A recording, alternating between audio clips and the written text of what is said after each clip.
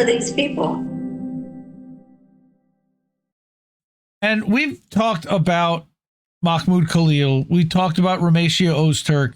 And we talked about them being silenced for speaking out against the Israeli occupation and against the Israeli genocide in Gaza and the ethnic cleansing that's been happening since October 7th.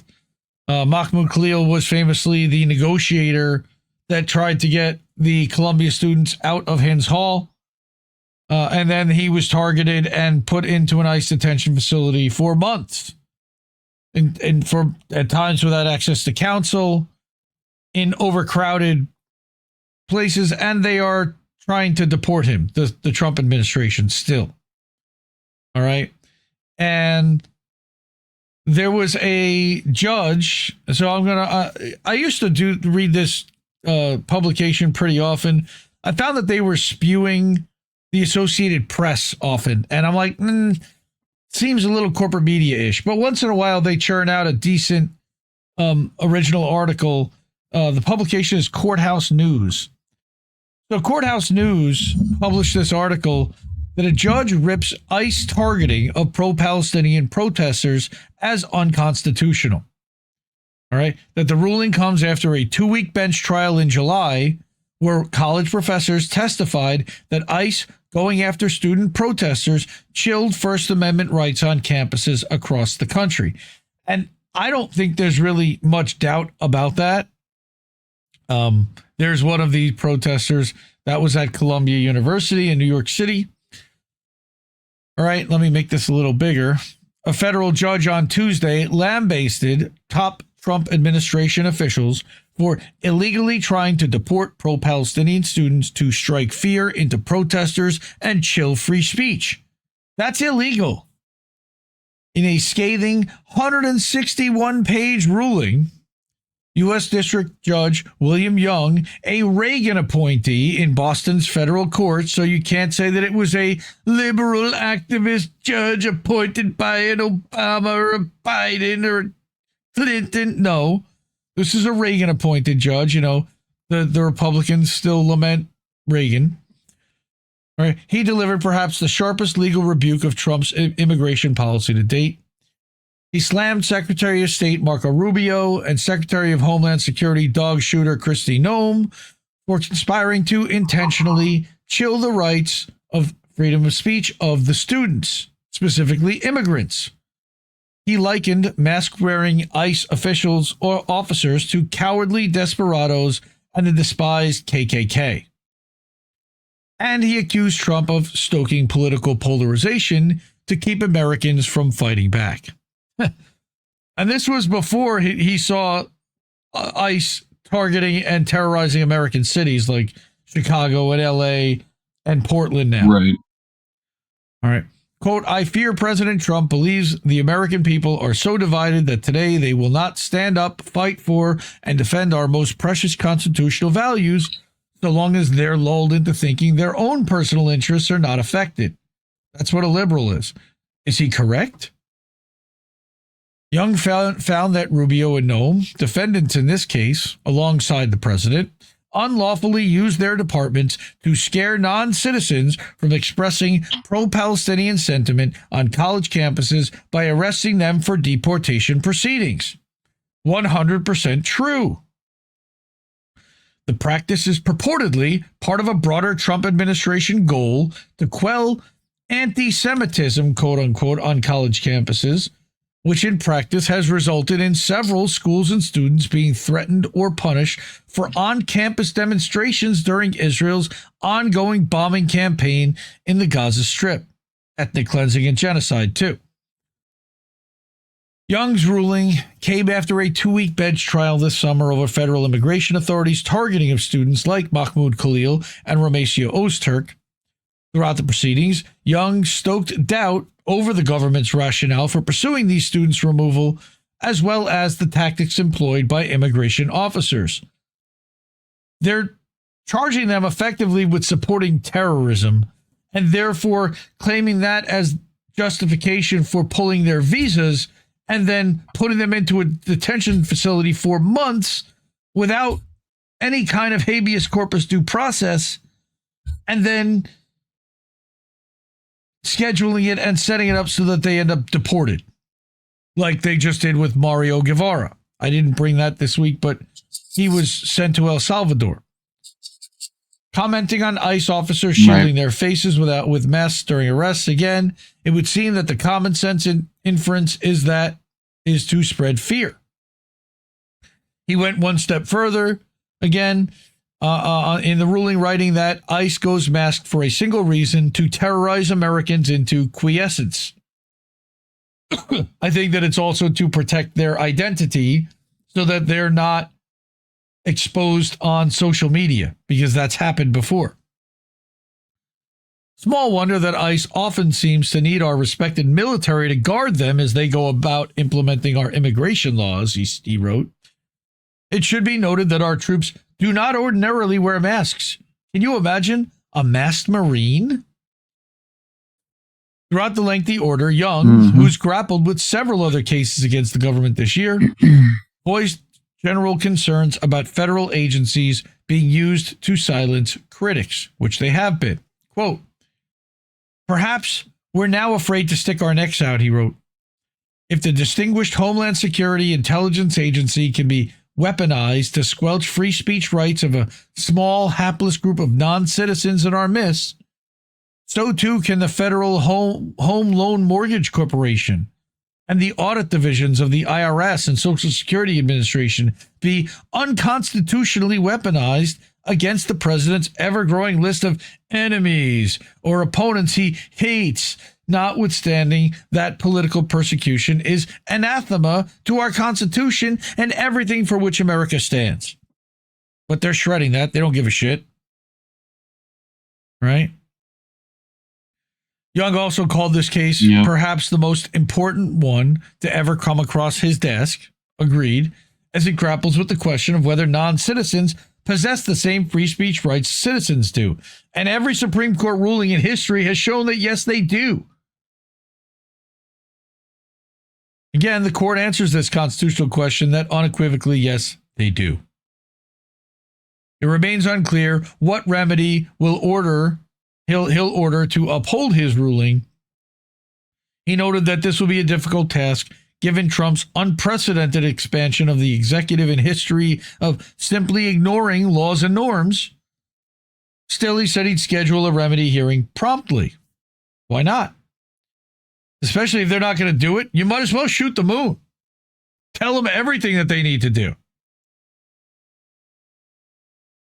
But the U.S. is under no obligation to allow foreign aliens, quote unquote, to come to our country, commit acts of anti-American, pro-terrorist, and anti-Semitic hate or incite violence. That's a State Department spokesperson said in a statement about the ruling. "We will continue to revoke the visas of those who put the safety of our citizens at risk." They didn't put the safety of anyone at risk, you fucking lying douchebags.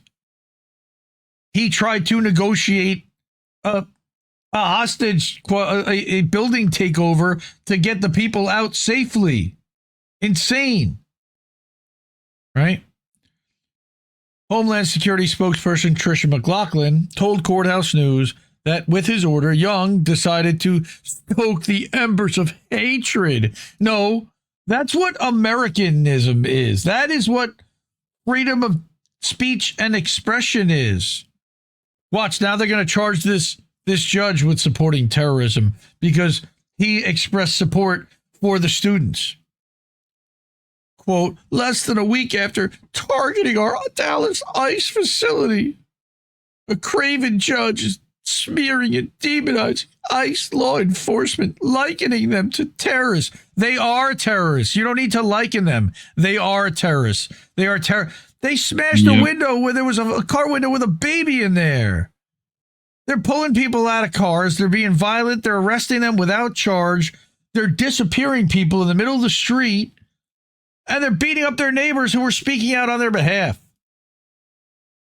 Higher education groups filed the underlying lawsuit in March, arguing that ICE detaining students for their Palestinian advocacy has created a climate of repression and fear on university campuses around the country, which was, again, exactly the intent that Beitar US and the Zionists of America and all these organizations that got into Trump's ear and are working alongside Stephen Miller are trying to perpetrate and perpetuate. They want to get all Muslims off of campuses. They want to get anyone who is supporting the Palestinian people off of campuses, including Jewish students, by the way. Anyone supporting Palestine is now considered to be supporting terrorism. It's insane. Stop murdering babies, you're a terrorist. Advocate for murdering babies, you're just fine. Welcome to 2025 Israel Logic.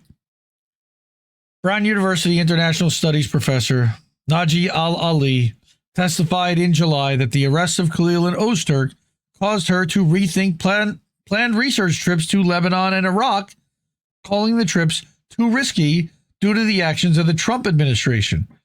I would also say due to the actions of Israel bombing the shit out of Lebanon. But yes, the Trump administration permitting it and not stopping them from doing so, sure. And I'll go ahead. The latest symptom in a long line of fucking bullshit that got us here.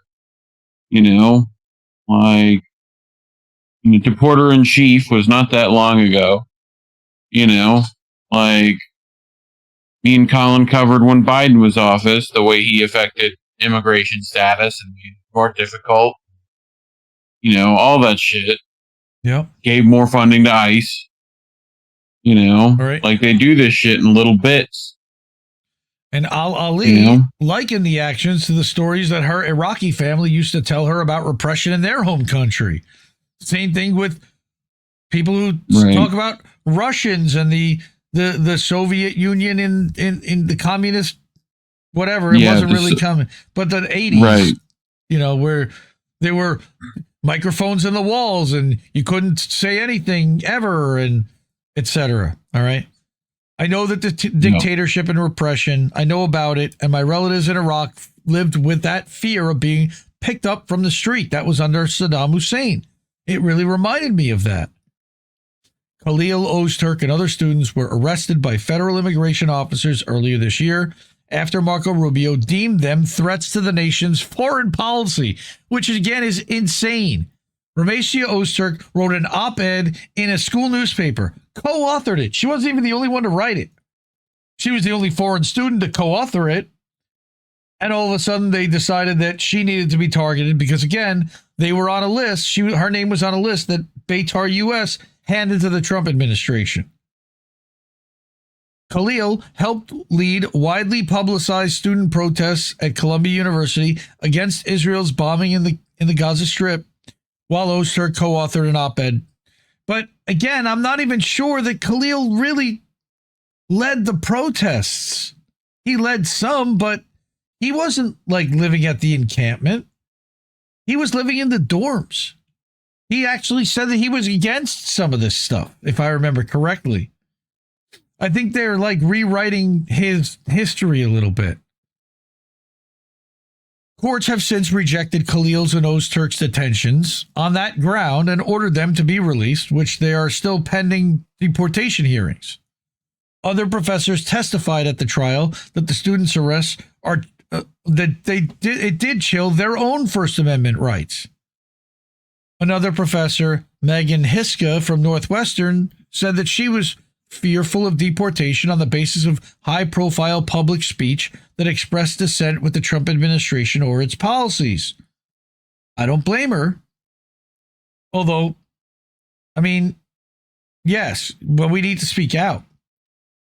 Testimony like this backed up the education group's claims that the Trump admin is terrorizing students and faculty for their exercise of First Amendment rights.